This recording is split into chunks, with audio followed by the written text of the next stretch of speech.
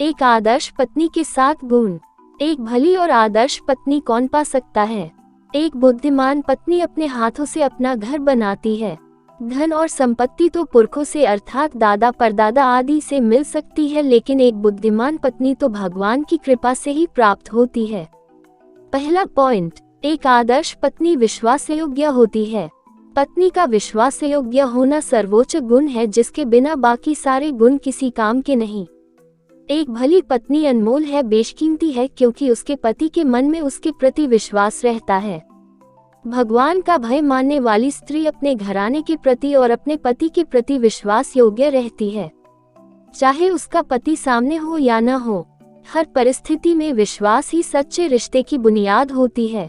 दूसरा पॉइंट, एक आदर्श पत्नी अपने पति का आदर करती है। वो अपने पति की कमियों या गलतियों के विषय में किसी के सामने चर्चा नहीं करती, लेकिन जानती है इसे प्रेम से और आदर देकर प्रार्थना के साथ सुधारा जा सकता है, और किसी भी रीति से आदर को कम नहीं करती। ऐसी पत्नी देर सबेर ही सही, लेकिन अपने पति के दिल को जीत लेती है।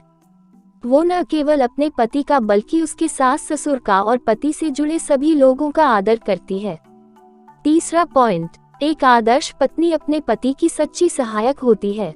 भगवान ने जब सारी सृष्टि की रचना की तब पुरुष के लिए एक सहायक बनाया, अर्थात स्त्री को बनाया। हर एक पुरुष को एक सहायक की आवश्यकता होती है।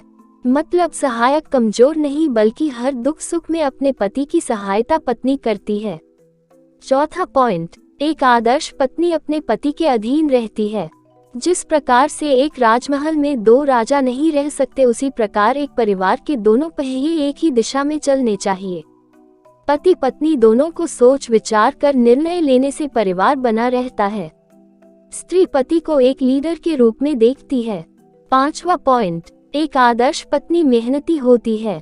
एक बुद्धिमान पत्नी अपने घर को बनाती है। वह बड़े भोर को उठ जाती है और बड़ी प्रसन्नता से कामों को करती है। दोस्तों, एक कामकाजी और मेहनती स्त्री की तारीफ सब जगह होती है।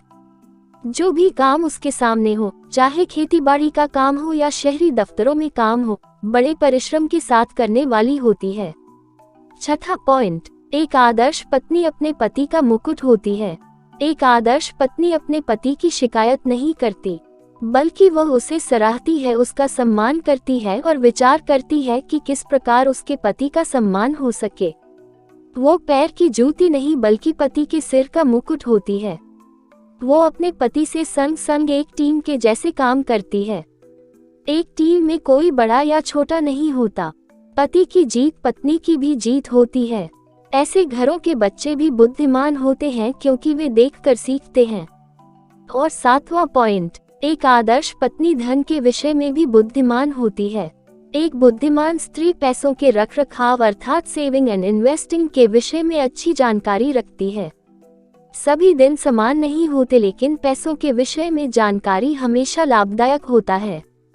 कैसे इसे बचाया जाए और कहां सावधानी से और बुद्धिमानी से निवेश किया जाए। ऐसी स्त्री किसी खेत के विषय में सोच विचार करती है, अर्थात एक नए और एक्स्ट्रा इनकम के विषय में सोचती है और उस खेत को खरीद लेती है और उसमें मेहनत करती है।